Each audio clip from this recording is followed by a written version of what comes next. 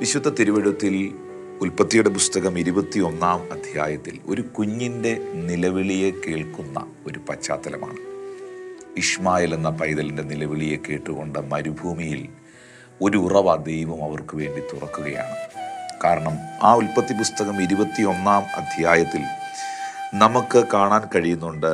14-ാമത്തെ വാക്യത്തിൽ അബ്രഹാം അതികാലത്ത് എഴുന്നേറ്റ് അപ്പവും ഒരു തുരുത്തി വെള്ളവും എടുത്ത് ഹാഗാറിൻ്റെ തോളിൽ വെച്ചു, കുട്ടിയെയും കൊടുത്തു, അവളെ അയച്ചു. അവൾ പുറപ്പെട്ടു പോയി ബർഷേബയിൽ മരുഭൂമിയിൽ ഉഴന്നു നടന്നു. അപ്പോൾ തുരുത്തിയിലെ വെള്ളം അവളുടെ തീർന്നു. ഇനി ഒരു ഉറവ അവളുടെ മുമ്പിലില്ല. അബ്രഹാമിൻ്റെ വീട്ടിൽ നിന്ന് ഹാഗാറിനെയും ഇഷ്മയേലിനെയും ഇറക്കി വിട്ടു. സാഹചര്യങ്ങൾ നിമിത്തം, വ്യക്തിപരമായ ചില കാര്യങ്ങൾ നിമിത്തം.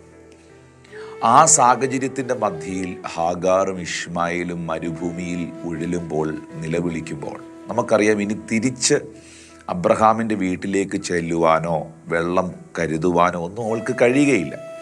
എല്ലാ ഉറവകളും അവളുടെ മുമ്പിൽ അടഞ്ഞു. അബ്രഹാമിൻ്റെ വീട്ടിലെ ഉറവ അടഞ്ഞു. എന്നാൽ ഇവിടെ ഈ പ്രോഗ്രാമിലൂടെ പരിശുദ്ധാത്മാവ് നിങ്ങളോട് വ്യക്തിപരമായി പറയുന്ന ഒരു ആലോചന, അബ്രഹാമിൻ്റെ വീട്ടിലെ ഉറവ ഹാഗാറിൻ്റെയും ഇഷ്മയേലിൻ്റെയും മുമ്പിൽ അടയുമ്പോൾ ബാലൻ്റെ പൈതലിൻ്റെ നിലവിളി കേട്ടുകൊണ്ട് സർവശക്തനാകുന്ന ദൈവം മറ്റൊരു ഉറവയെ അവർക്ക് വെളിപ്പെടുത്തി കൊടുക്കുകയാണ്. അവർക്ക് വേണ്ടി അവിടെ ഒരു ഉറവ ഉണ്ടായിരുന്നു, അത് മറയപ്പെട്ട് കിടക്കുകയായിരുന്നു.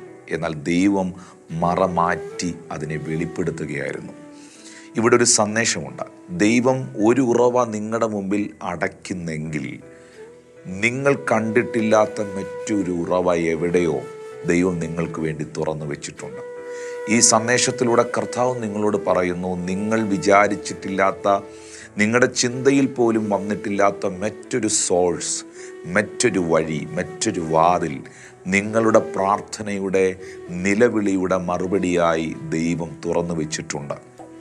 പ്രിയപ്പെട്ടവരെ, കണ്ണുനീർ കാണുന്നവൻ, കണ്ണുനീർ താഴ്വരയിലൂടെ നിങ്ങൾ കടന്നു പോകുമ്പോൾ കണ്ണുനീർ വാർത്തവനായ ക്രിസ്തു നിങ്ങൾക്ക് വേണ്ടി അത്ഭുതം ചെയ്യും. ദൈവത്തിൻ്റെ മുമ്പിൽ നിങ്ങൾ കരഞ്ഞിട്ടുണ്ടോ? ദൈവത്തിൻ്റെ സന്നിധിയിൽ ഹാഗാറിനെ പോലെ, ആ ബാലകനെ പോലെ നിങ്ങൾ നിലവിളിച്ചിട്ടുണ്ടോ? നിങ്ങൾ കണ്ടിട്ടില്ലാത്ത, നിങ്ങൾ ഇന്ന് വരെ അറിഞ്ഞിട്ടില്ലാത്ത മറ്റൊരു ഉറവ നിങ്ങളുടെ മുമ്പിൽ ദൈവം തുറക്കും.